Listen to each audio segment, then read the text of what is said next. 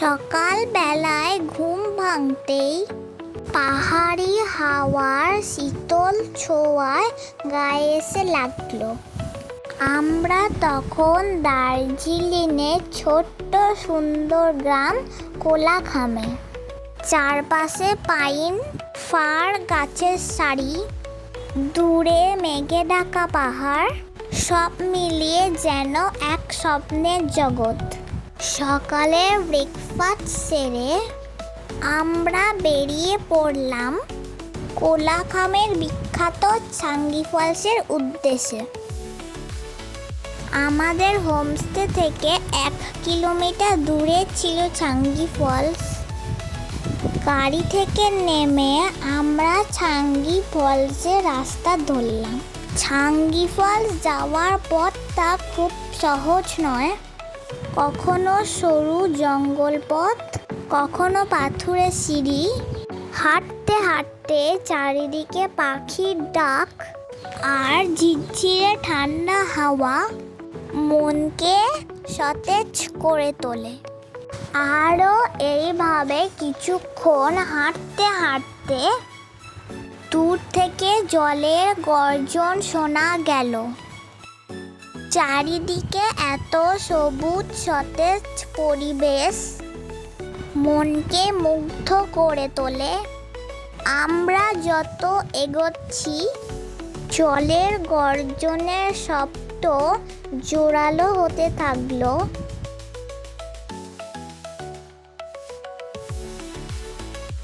এই জলের গর্জন শুনতে শুনতে হঠাৎ করে চোখের সামনে খুলে গেল এক সুন্দর অপূর্ব মনোমুগ্ধকর দৃশ্য।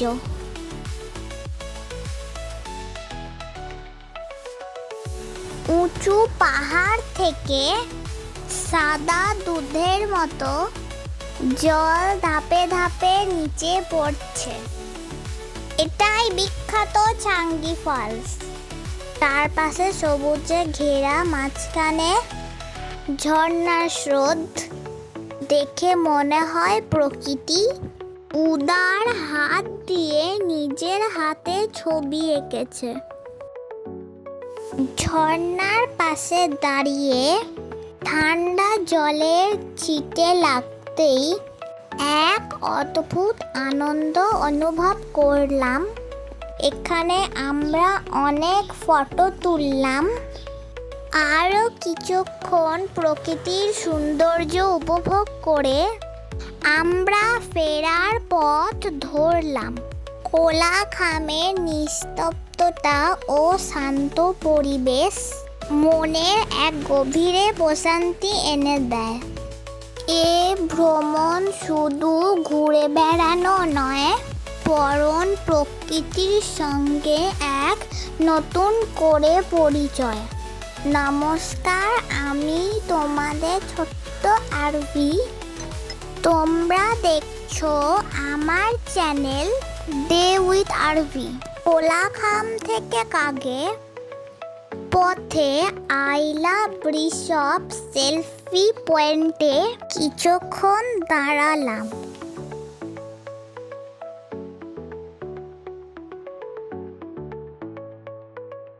এরপর আমরা এসে পৌঁছালাম কাগে হোমস্টেতে। এই হোমস্টেটা প্রকৃতির মাঝে। এই হোমস্টেটায় নিজস্ব ফার্ম থেকে শাকসবজি আসে। কত রকমের পশু পাখি এখানে আছে।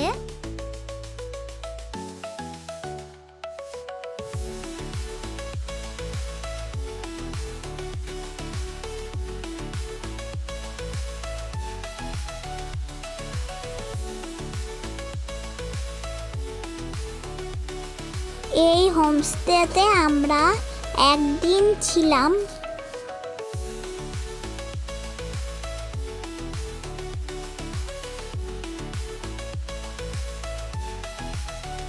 সকালে হালকা হালকা বৃষ্টি পড়ছিল।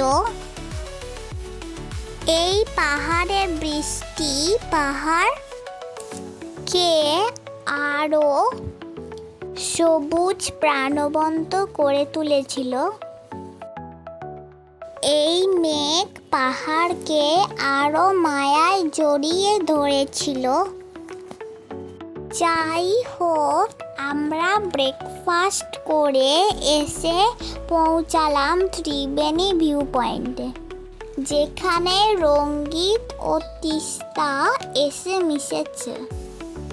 একে লাভার্স পয়েন্টও বলা হয়। এই ত্রিবেণী ভিউ পয়েন্টে কিছুক্ষণ সময় কাটিয়ে আমরা এগিয়ে চললাম পেশক টি গার্ডেনের উদ্দেশ্যে।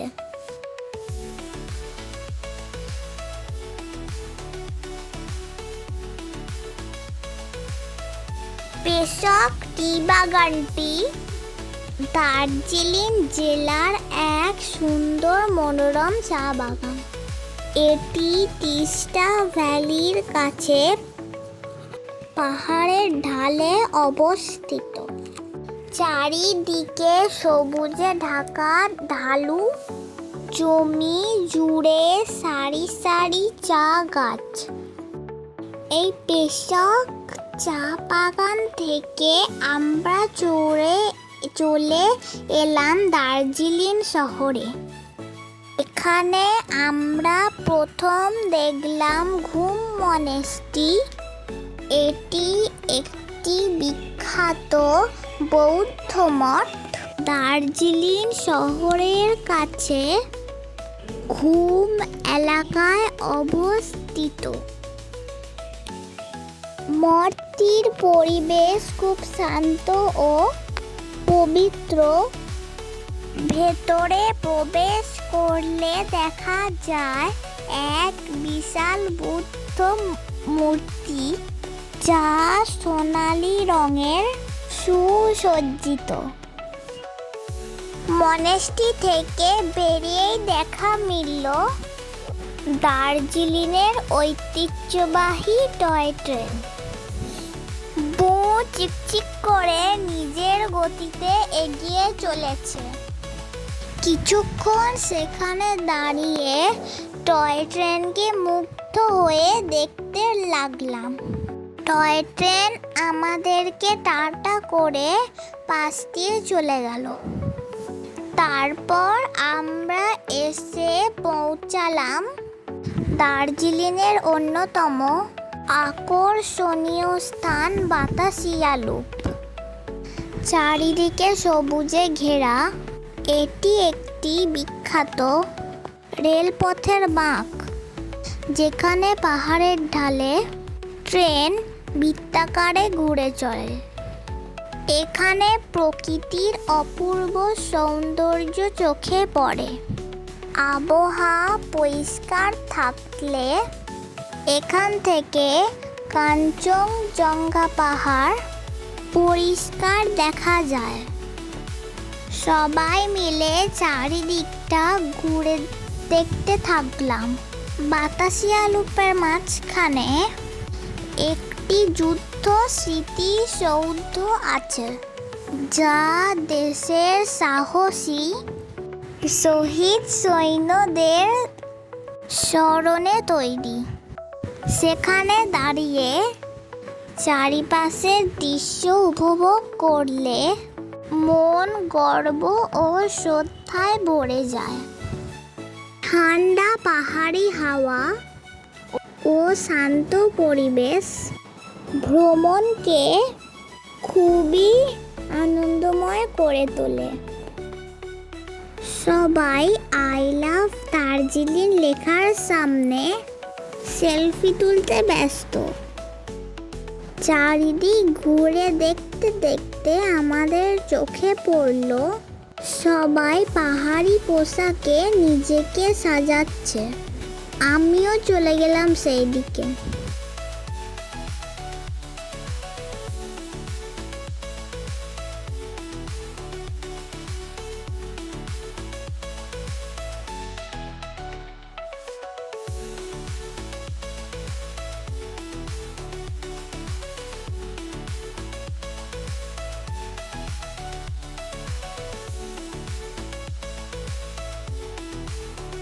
একটা আঙ্কেলের কাছে গিয়ে পাহাড়ি পোশাক ভাড়া করলাম। আঙ্কেল আমার পছন্দ মতো ড্রেস আমাকে পরিয়ে দিল। এই পোশাকে আমি আর পাশ দিয়ে টয় ট্রেন। কি ভালো লাগছে না?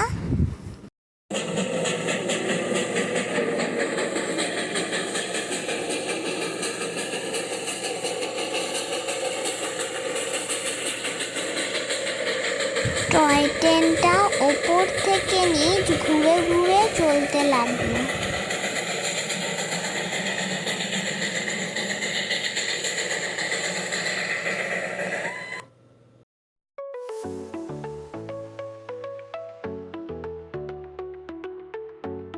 তারপর আমি মায়ের হাত ধরে চারিদিকটা ঘুরে দেখতে লাগলাম।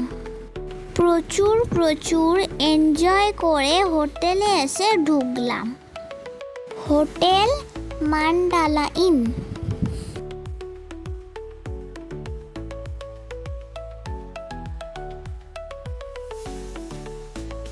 হোটেলের সুন্দর একটি রুমে এসে ঢুকলাম। রুমে সব প্রয়োজনীয় জিনিস ঠিকঠাকই ছিল।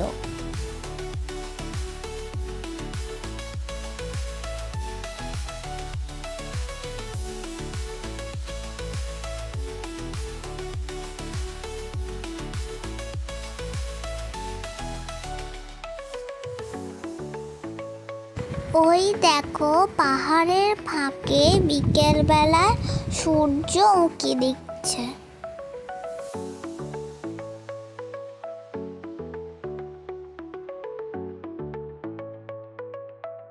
আমরা আবার বেরিয়ে পড়লাম দার্জিলিং মেল ঘুরতে। চারিদিকে এত লোকজন, এত দোকানপাট, সব মিলিয়ে দার্জিলিং জমজমাট। পাহাড়ি ঘেরা এরকম জমজমাটি জায়গায় ঘুরতে ভীষণ ভালো লাগছিল।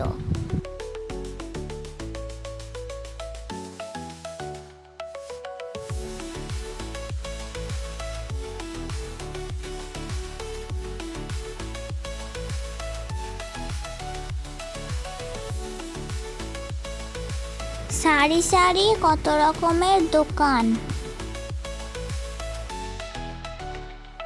এইখানে আমি নিজের নাম লেখা একটি রিস্টব্যান্ড বানালাম। এই দেখো কেমন হয়েছে বলো তো।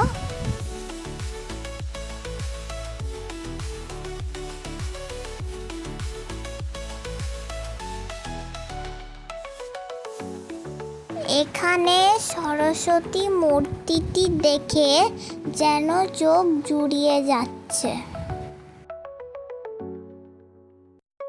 ছোট্ট বন্ধুদেরও দেখতে পেলাম।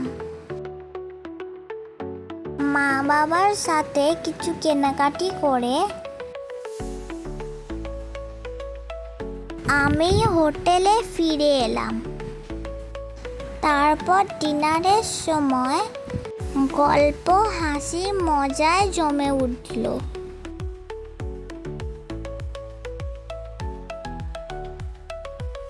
ডিনার সেরে সবাই যে যার রুমে ঘুমোতে চলে গেলাম। পরের দিন সকালে হোটেল থেকে বেরিয়ে আমরা গেলাম সীমানা ভিউ পয়েন্ট। আর এতটাই যখন এলাম, নেপালের পশুপতি মার্কেট তো ঘুরতেই হবে। বর্ডারে আইডি চেক করিয়ে আমরা চলে গেলাম নেপাল। সেখানে গাড়ি ভাড়া করে চলে গেলাম পশুপতি মার্কেট। মার্কেটে ঢোকার আগে পশুপতি টেম্পল দর্শন করতে গেলাম। সেখানে ভগবান দর্শন করে আমরা চলে এলাম বাজারে। বাজারে কিছু কেনাকাটা সেরে ওখান থেকে বেরিয়ে পড়লাম। সেখান থেকে আমরা পৌঁছালাম গোপালধারা টি এস্টেট। সব ঘুরে আমরা শিলিগুড়ি পথে রওনা দিলাম। টাটা।